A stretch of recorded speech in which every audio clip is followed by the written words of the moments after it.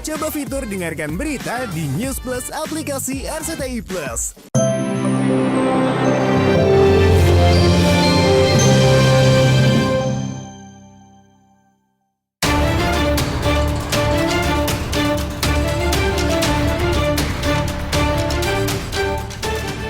Pemirsa, bisnis skincare di Indonesia menjadi ladang cuan yang subur.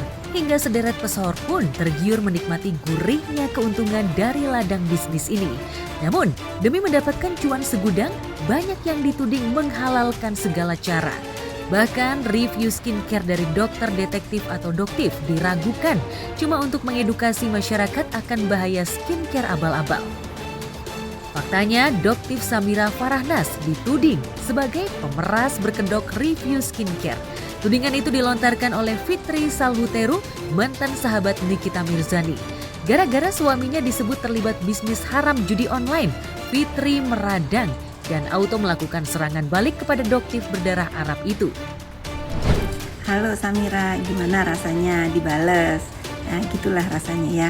Makanya jangan nyenggol kalau nggak mau diinjak Samira. Kau kan katanya tetap akan mereview. Lanjut ya, nggak ada yang larang Samira. Dan nggak ada juga larangan untuk aku membuka mata masyarakat kalau kau itu mereview dibayar. Simple gitu ya. Bukan hanya koar-koar di medsos atau sindir-menyindir di Instagram, bukan seperti itu. Sebagai seseorang berpendidikan, nah, kan Doktif melihat seorang FS ini kan memang tidak berpendidikan, jadi hanya bisa koar-koar di medsos, sementara tidak ada bukti. Tuh kau bilang urusin aja suamiku yang terlibat judol.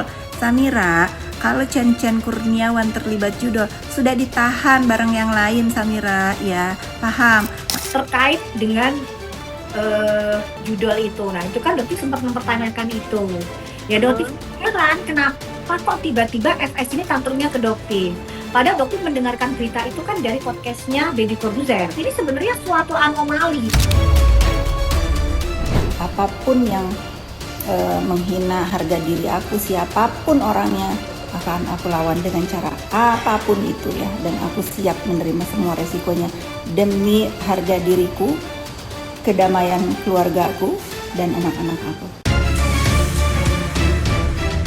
Meski menyangkal cari cuan dengan mereview skincare secara negatif, seperti tudingan Fitri Salhuteru, cukup banyak bukti digital yang menyebut Doktif Samira berkomplot dengan mafia skincare lainnya untuk memeras pengusaha skincare. Bahkan Doktif Samira diduga terseret kasus dugaan pemerasan terhadap Reza Gladys dan atau Bah Mufid suaminya. Tapi kenapa ke aku mintanya 20 nih, M? Kontrak kerjanya nih, ini meja bisa dapat 10 M ngajarin gue tuh, suruh meres. Kan bisa gitu kan, abis itu kerja lu banyak jadi bisa 10 M. Dari gue disuruh meres Reza. Fokus aja, sekarang gimana rasanya Sarno? Periuk nasi, kau diganggu ya, karena aku tahu siapa saja yang membayar kau untuk ala-ala endorse. Kau nyelamatin diri sendiri, sementara kau punya kontrak itu, memeras dengan cara halus.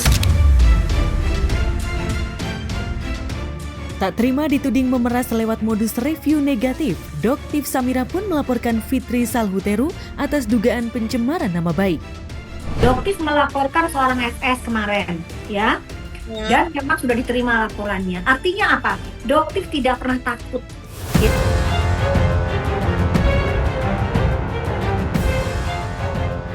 Apakah Doktif Samira terlibat dalam kasus dugaan pemerasan yang menjerat Nikita Mirzani? Yang pasti di awal penangkapan Niki, Doktif Samira pernah membela Niki.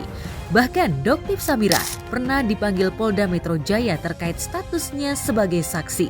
Namun usai sidang beragendakan pembacaan eksepsi dari Niki yang mengucapkan rasa terima kasihnya kepada sahabat yang telah setia mensupportnya tak menyebutkan nama Doktif Samira.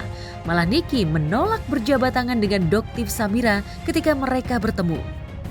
Gimana nggak dijebak, orang semua direkam, semua direncanakan, kalian pikir ini proses begitu cepat? Kita tidak pernah lakukan hal-hal yang tidak menyenangkan orang lain itu aja. Seperti halnya Fitri Salhuteru, sekarang Doktif Samira dianggap Niki sebagai musuh dalam selimut. Di dalam penjara, Niki banyak merenung dan introspeksi diri, sehingga kini ia bisa mendeteksi siapa teman dan siapa lawan. Hanya saja fokus Niki sekarang bukan untuk membuat perhitungan dengan para mantan sahabat yang berbalik menjadi seteru, melainkan menghadapi Reza Gladys dan Ataubah Mufid, musuh besarnya dalam kasus pidana dan perdata. Demi lolos dari vonis bersalah atas kasus dugaan pemerasan dan tindak pidana pencucian uang, Niki melancarkan strategi hukum baru yang cukup mengejutkan halayak. Dikawal kuasa hukumnya, Niki mencabut gugatan Wan Prestasi yang dilayangkan ke Pengadilan Negeri Jakarta Selatan. Saya sudah menyampaikan surat pencabutan karena setelah saya berdiskusi dan berdialog dengan Nikita minta saya fokus kepada perkara pidananya dulu. Jadi hal yang berbeda, maka kita prioritas kepada pribadinya yang perlu kita lakukan konsentrasi untuk melakukan pembelaan.